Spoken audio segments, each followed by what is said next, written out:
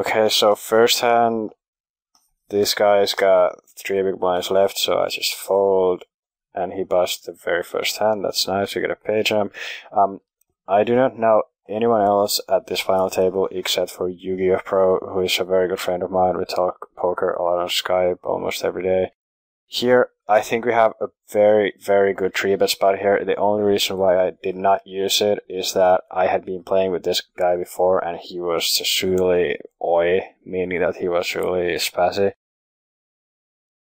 My friend brought up a very interesting idea, because he was like, if I make it like 28k, which I'd make it against a good player, this guy, he was so bad, I think he just like snapped flat with whatever he has, and it's not a good thing for us either. We don't want to play a huge spot with queen 7 off, but my friend suggested that what if I made this like 38k, just like make it so absurdly huge that he cannot ever bluff. So he like has to either 4-bet or fold, and he'll obviously fold nothing but the best hands because he's got a huge ICM issue.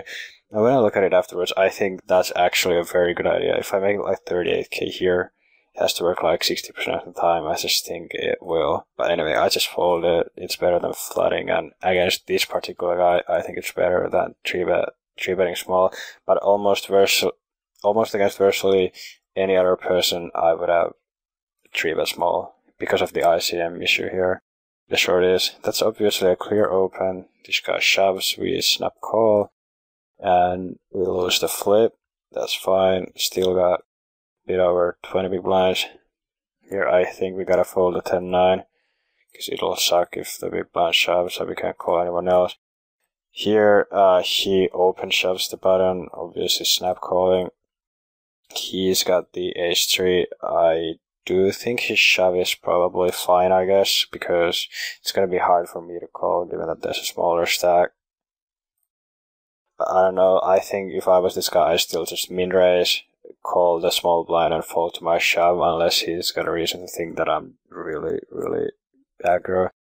Here this guy shoves the last 5 BBs, we obviously snap it off. Fold if this guy shoves. I think calling here and folding if this guy shoves is better. Even if he's passive, I don't think he's gonna call a 5 big blind shove here very often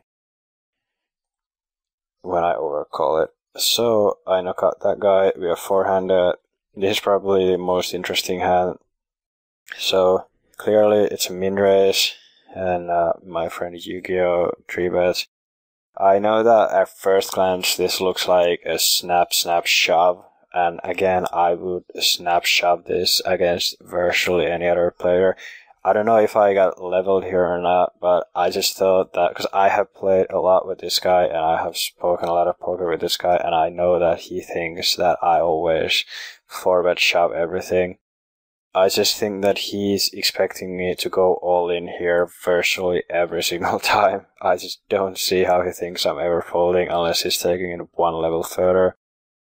Anyway, I just really thought he's probably gonna have a pretty big hand, but I also didn't want to fold. I thought I'm just gonna flat, see what happens. I'm probably gonna like click it back, bluff some flops, because it's such a shitty spot for him.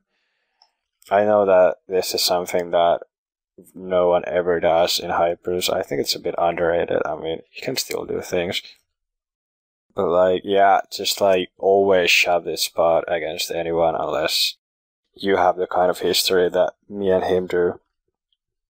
I get a flop that I guess hits my flatting range pretty decently.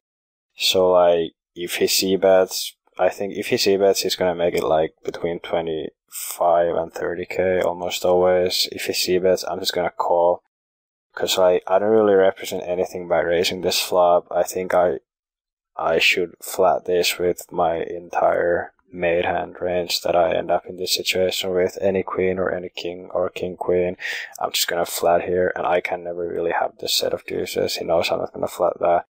So when he c-bets, I'm gonna flat, hope that I either ping a jack or a heart, or that he checks the turn. Anyway, he just checks. When he checks this flop, I assume that he's given up about 98% of the time. Just bet small, take it down, easy game. So yeah, like, this is just the kind of spot I think that people should just like keep their eyes open for these sorts of things happening. Like, you don't always have to play that mechanical. You can still do things even when you are really shallow in a hyper.